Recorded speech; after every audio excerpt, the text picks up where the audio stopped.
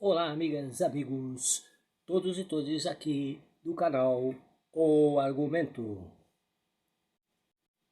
Viemos especialmente hoje falar de um assunto que não está, então, dentro das nossas séries que estamos falando, mas que realmente também tem a ver sempre com nossa ampliação do conhecimento.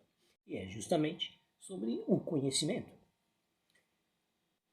Conhecimento se dá de várias maneiras, de várias formas. Existem, então, vários tipos de conhecimento. Nós, desde que nascemos, vamos, então, absorvendo esses conhecimentos. Temos o conhecimento do senso comum, é um conhecimento popular, é o conhecimento que vai passando de pai para filho, que vem de gerações. Né? Esse conhecimento é um conhecimento que traz aí, né? Então, esse pensar da sociedade no seu cotidiano. Temos o pensamento teológico, que é o pensamento, né, que surge então das religiões, que é o pensamento que surge dentro, né, de um pensamento místico. Temos também o conhecimento filosófico. O conhecimento filosófico é que vem realmente desde a Grécia, então aí, né, e se aprimorou até chegarmos no que no que nós temos hoje. E temos o conhecimento científico. Bom, o conhecimento do senso comum, ele é um conhecimento, como eu disse, popular. É um conhecimento que é o disse-me-disse, que é falado de um para outro, um conta e o outro diz, e aí vai se formando uma ideia sobre determinado assunto, determinado fenômeno. E justamente ele não tem embasamento, às vezes, na realidade. Né? Por exemplo, quando se diz manga com leite faz mal, manga com leite mata, né? Hoje sabemos que não, ainda que a vitamina de manga com leite é uma delícia. E essa ideia, esse mito, foi criado pelos fazendeiros que tinham a criação de gado e tinham vários pés de manga, então eles não queriam que os escravos bebessem leite. Como os escravos comiam muitas mangas, eles disseminaram a ideia de que a manga com leite matava, né?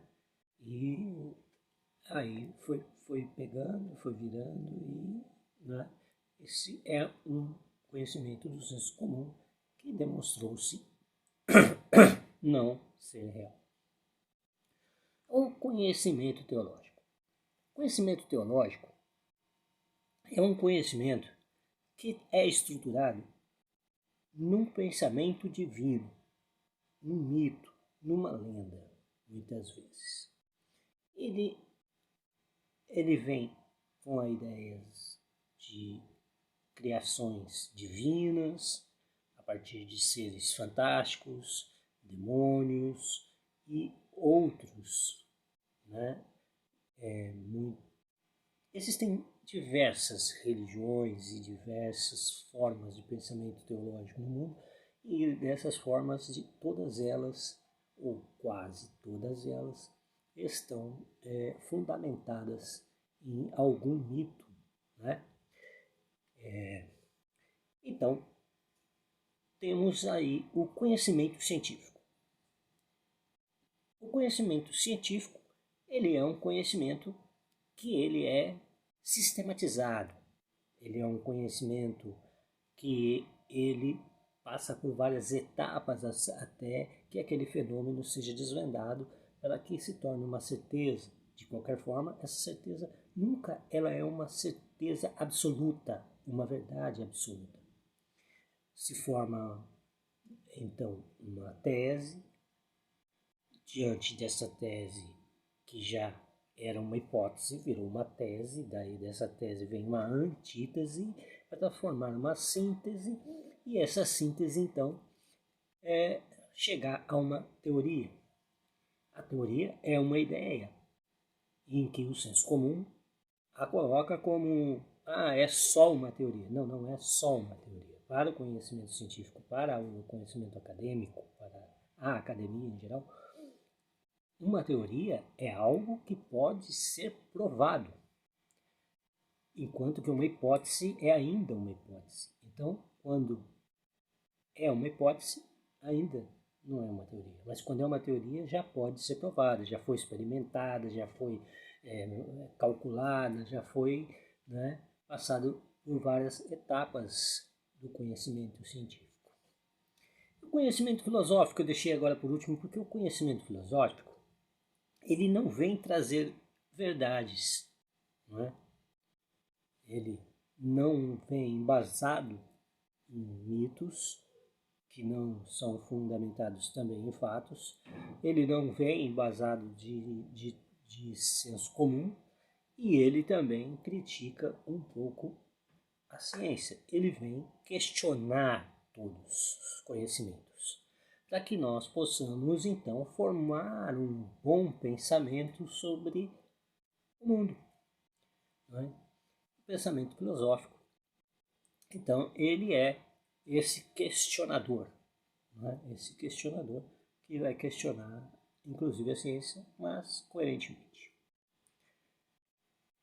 É esse o primeiro ponto da nossa questão, que é a importância do conhecimento. O conhecimento ele é fundamental para desenvolvermos cultura, para desenvolvermos raciocínio mais coerente, para ampliarmos a nossa visão de mundo. E é dentro destes conhecimentos adquiridos que nós vamos tendo desde que nascemos, é que vamos então nos desenvolvendo de forma mais racional cada vez que vamos então absorvendo esses conhecimentos. Todos são válidos, claro, como disse, cada um para aquela pessoa, é o direito de cada um ter a forma que queira para levar a sua vida.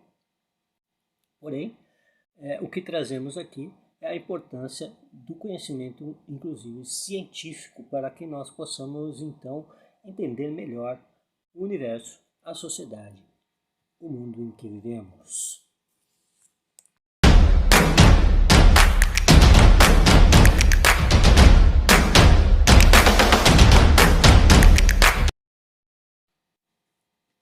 Agora, vamos falar sobre as competências do professor e da educação em relação ao conhecimento que deve ser passado para o aluno.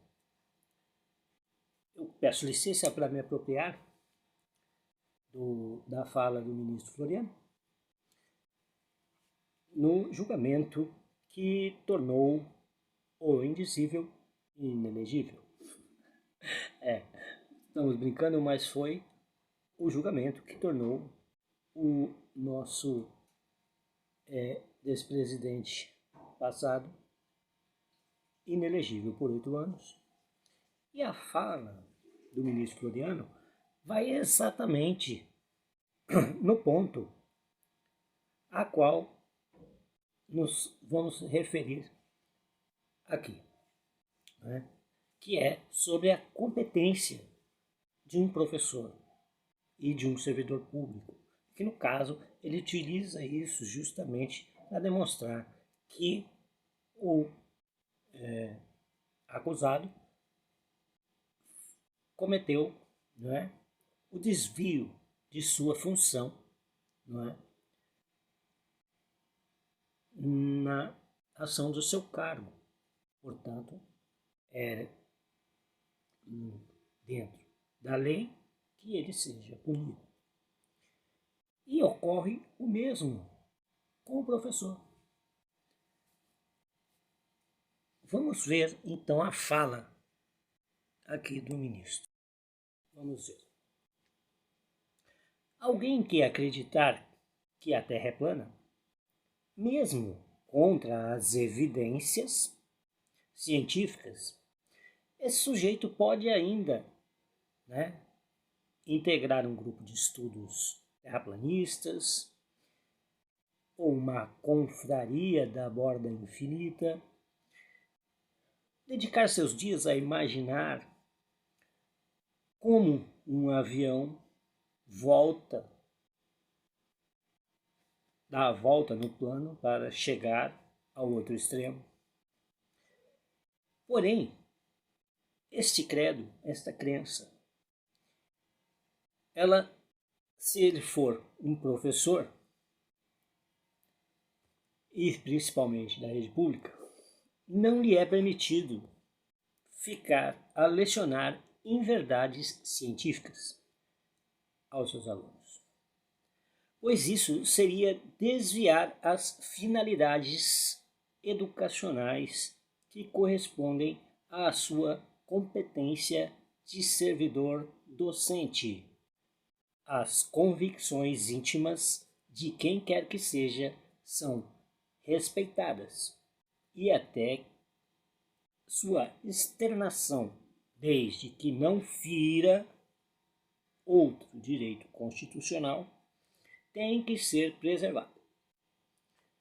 Agora, exercer a competência pública, seja o professor ou seja o ex-presidente, para proclamar com a legitimidade de chefe de Estado uma inverdade já sabida e reiterada, é um desvio de competência. Portanto, figura clássica de desvio de finalidade. Floriano de Azevedo Marques.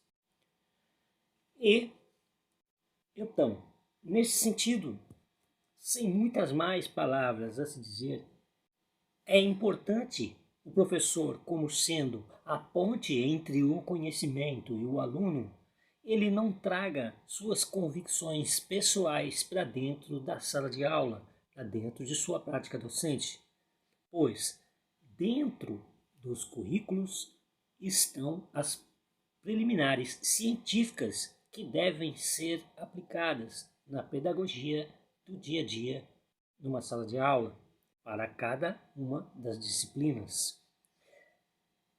A exemplo, um professor de ciências não pode levar o criacionismo para dentro da sala de aula e tem que apresentar as ideias da evolução, que são as ideias aceitas na comunidade científica e que estão fundamentadas no currículo de ciências. Também um professor de história não pode alterar a história a seu bel prazer de uma ideologia a qual ele siga. Então, se a história aconteceu de uma forma, ela não pode ser alterada por um pensamento ideológico que esteja na mente desse professor. Então, o desvio de função de um professor dentro da sala de aula é um delito grave e que ocorre muito no nosso país.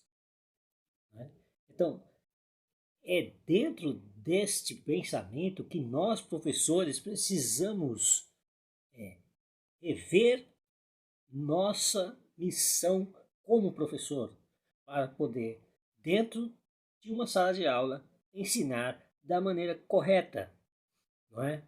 Por exemplo, aqui no meu canal eu poderia trazer quaisquer ideias que eu quisesse, mas eu não quero impor verdade alguma em nenhum momento.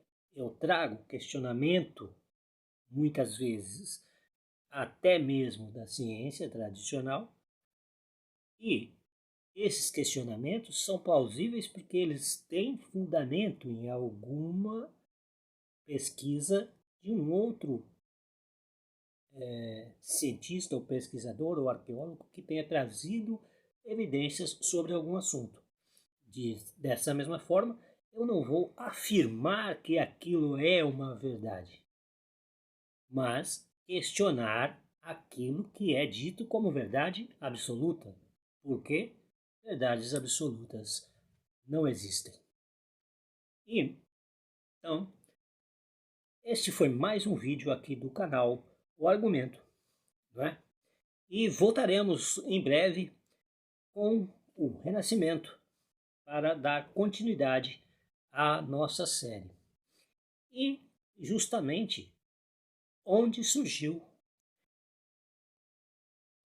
ali no Renascimento um conhecimento próximo do que nós temos hoje, a ideia de política, a ideia cultural, das artes, da própria ciência, né? O pensamento do ser humano de uma forma humanista. Muito boa noite, muito bom dia, muito boa tarde a todos que nos acompanharam até o momento aqui no canal O Argumento. Até o próximo vídeo. Se gostou, deixe um like, se inscreva no canal. Vamos ampliar nosso conhecimento juntos.